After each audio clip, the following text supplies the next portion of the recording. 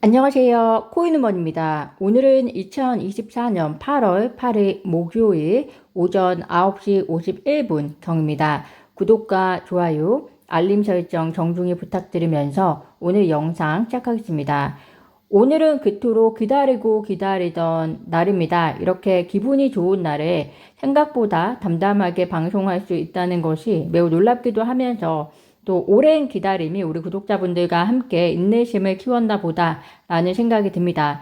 우선 오래 기다려주신 리플 XRP 투자자분들 모두 축하드리면서 방송을 시작을 하겠습니다. 리플 XRP가 업비트 기준으로 약 912원 정도까지 올라갔다가 현재 일부 조정을 받으면서 약 830원 정도에서 가격을 가리키고 있습니다. 리플과 SEC 소송, 토레시 판사의 최종 판결은 리플의 큰 승리로 종결이 되었습니다. 우선 토레시 판사는 리플에 대한 벌금을 약 1억 2,500만 달러를 선고했습니다. SEC가 요구했던 벌금이 얼마인지 아실 텐데요. 약 20억 달러의 벌금을 받아야 한다고 했었는데 SEC가 요구한 벌금의 약 6%만 인정해서 판결이 된 것입니다. 이 부분에서 역시 법 앞의 판결이라는 것은 이미 행해진 일에 대해서 증거 베이스로 이루어진다는 것을 다시 한번 확인시켜 주었습니다. SEC가 왜 20억 달러를 리플에게 받아내야 한다고 했는지 기억하실 겁니다. 쉽게 표현하면 리플이 한 행위가 매우 나쁘기 때문에 앞으로 추가적인 위반을 못하게 하고 또 업계에 긴장감을 주기 위해서 해당 벌금이 필요하다는 이야기도 했었는데요. SEC의 완전한 패배임을 알 수 있고 또 SEC 법률 담당자들의 무능력을 다시 한번 입증한 판결이라고 보실 수 있을 것 같습니다. 벌금은 그렇게 1억 2,500만 달러가 판결이 되었고요. 해당 금액은 존 디튼 변호사 등 전문가 등이 예상했던 벌금과 상당히 비슷한 금액으로 보여집니다. 벌금보다 중요한 것은 바로 리플의 미국 내에서의 사업 가능성 여부입니다. 이 부분에 대해서 토레시 판사는 표면적으로는 리플의 추가적인 증권법 5조 위반 행위를 금지하는 가처분을 내렸지만 사실상 리플의 사업을 계속해서 영위할 수 있다라고 전문가들은 해석을 하고 있습니다. 그 이유는 해당 판결 문구에 있다라고 저는 생각이 되는데요. 바로 증권법 5조 위반 행위를 금지하는 가처분이기 때문에 증권법 5조를 위반하지 않으면 된다라고 바꾸어 생각해 보실 수 있을 것 같습니다. 제 의견보다 전문가들의 의견 먼저 소개해 드리겠습니다. 제레미 후건 변호사가 이렇게 소송과 관련해서 빠르게 트윗에 반응을 보인 적이 많지는 않았는데요. 이번에는 어떤 전문가보다 더 빠르게 해당 판결문에 대해서 평가를 하고 있습니다. 제레미 후건 변호사는 우선 토레시 판사의 최종 판결은 리플의 큰 승리이다 이렇게 평가를 하면서 리플의 ODA 판매에 대해서 의문점이 있지만 현재 리플의 사업에 변화를 일으킬 것 같지는 않다라고 하면서 다음과 같이 설명을 합니다. 첫 번째가 리플이 밝힌 바와 같이 XRP와 ODA 판매의 대부분은 미국 관할권 밖에 있기 때문에 따라서 판결의 적용을 받지 않기 때문에 계속될 수 있다.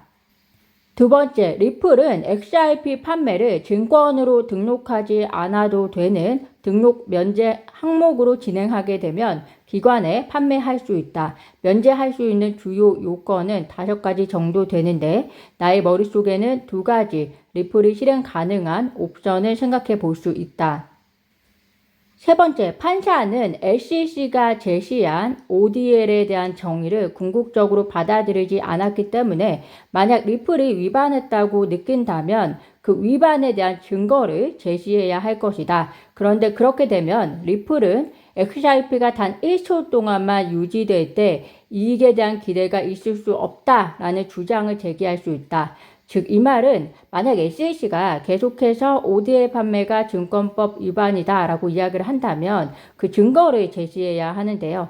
리플은 ODA 판매를 위해서 XRP가 1초 정도 머무는 것을 통해서 어떤 이익을 기대할 수 있는지, 즉 기대할 수 없다라고 반론을 제시할 수 있다라는 이야기고요. 이것은 리플에게 유리한 논리이다라는 말로 해석을 하시면 될 것 같습니다. 네 번째로 리플의 법무팀은 약식 판결을 받는 동안 규정을 준수하기 위해서 XRP를 판매하는 방식을 바꿨다라고 이야기를 하고 있습니다. 이 정도로 설명을 하면서 제레미 호건 변호사는 본인의 결론을 얘기하는데요. 본인의 결론은 리플이 OD의 판매를 계속할 수 있을 것이다 라고 마무리를 하고 있습니다. 다만 그것이 어떻게 작동하는지 주의해야 하지만 이미 리플은 작년 7월 약식 판결 이후에 규정에 어긋나지 않게 판매하고 있다라고 이야기를 하면서 마무리를 짓습니다. 제레미 호건 변호사의 의견에 대해서 빌 모건 변호사 역시 전적으로 동의한다라고 이야기를 합니다. 그러면서 인터넷 기술에 비유를 하는데요. 인터넷이 정보의 즉각적인 이동을 허용하기 때문에 사실상 비용 없이 가치를 즉시 이전하는 것이 비전이었다. 그런데 국가규제기관은 왜 기술이 전 세계에 가능하게 하는 것을 방해할 필요가 있을까라고 이야기를 합니다. 즉 리플이라는 기술을 통해서 전 세계에서 값싸고 편리하고 빠르게 송금 결제를 가능하게 하는데 왜 그것을 규제기관이 방해하느냐라는 의미 있는 이야기라고 생각을 합니다. 판결에 대한 전문가들의 해석은 어느 정도 전달을 드린 것 같고요. 또 남은 것은 바로 항소에 대한 가능성입니다. 항소에 대한 가능성은 분분하지만 양측 모두 항소를 할 수 있다라는 의견들도 많이 있습니다. 여기서 중요한 것은 SEC는 리플과의 소송에서 전반적으로 패했다라고 볼 수 있기 때문에 항소할 수 있다라는 것이 이해가 되지만 리플은 왜 항소를 하는 것일까요? 만약 리플이 정말 항소를 한다면 그것은 미국 내 사업에서 OD의 판매가 증권 거래가 아니기 때문에 등록할 필요가 없고 등록 면제 조건으로 판매할 필요도 없다라는 것을 문구로서 판결로서 더 명확하고 확실한 판결을 받아내고 싶어하는 의도가 아닐까 개인적으로 생각을 해봅니다. SEC가 패했기 때문에 항소를 할 수는 있겠지만 과연 대선을 앞두고 바이든 행정부가 SEC의 리플에 대한 항소를 승인할 것인가? 이 또한 의문입니다. 왜냐하면 항소에는 또 많은 비용이 들어갈 것이고 그 비용은 바로 미국 시민으로부터 나오는 것이기 때문에 행정부의 눈치를 볼 수밖에 없는 상황이 될 것 같은데요.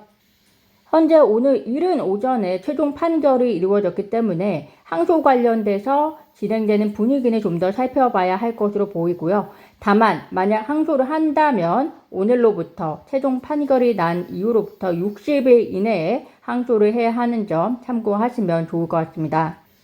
오늘은 속보로서 구독자분들이 궁금해 하실 것 같아서 빠르게 전반적인 판결 내용에 대해서 말씀을 드렸고 차차 소송 관련해서 우리가 생각해 볼 수 있는 점들에 대해서는 다시 방송에서 깊게 다뤄드리도록 하겠습니다.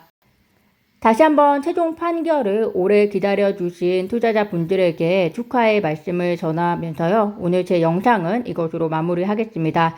오늘도 영상 시청 진심으로 감사드리고요. 구독과 좋아요, 알림 설정은 코인우먼에게 큰 힘이 됩니다. 감사합니다.